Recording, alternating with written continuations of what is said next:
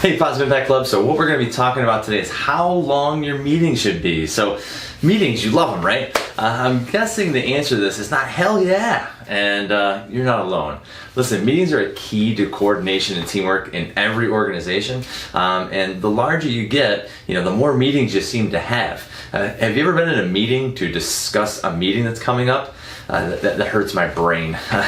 People in the PIC are in all different work environments, from multi-million-dollar businesses with tons of employees to like a solopreneur who's just working by herself. If you work with at least one other person, then you're probably having some sort of meeting with them on a regular or maybe not so regular basis.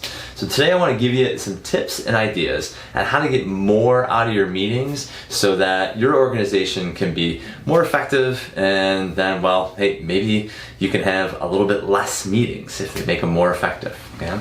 So there are so many areas we can dive into with meetings. I want to keep it simple today and just address the things that would be a part of pretty much any meeting, and mainly focusing on the length of the meetings that you're having. So I'm going to give you a rough idea of how we run our meetings at our physical therapy practice, and maybe you can cheat off my paper a little bit and make your meetings a little bit more meaningful. So let's start from the beginning. I really can't remember where I got this piece of information, but it's something that you should keep in mind when discussing any type of meeting. Meetings should start on time and end early, okay? If you start your meeting exactly on time and close the door to anyone who didn't get there, you had better believe that they will show up on time for the next meeting ready to go. This is embarrassing for them, and it's a quick way to get your team on the same page as far as the importance of meetings, okay? These are important things. If you start a meeting 5 minutes late because you're waiting for someone, and you're giving everyone else at that meeting a license to come late the next time you have that meeting. So I always try and end my meetings early. This gives time for people to, get on to the rest of their day and hopefully really start working on the things that we talked about in the meeting that we had. So do your best to end about 5 minutes early and just respect the time of everybody there. Now that we have that squared away, we can get on to really the meat of the meeting, and that really is the duration, okay? So I want you to think about the last meeting that you had with your team. Now, I want you to think about how you would get the same amount done using only half of the time you had slotted for that meeting. Could you do that? That is how you should be thinking about the structure of your meetings. If everyone comes to the meeting really prepared for the topics that you're going to be discussing, then you should be able to be more effective really in half the time. So how do you get them prepared? This is pretty simple. You got to send out an agenda for the meeting.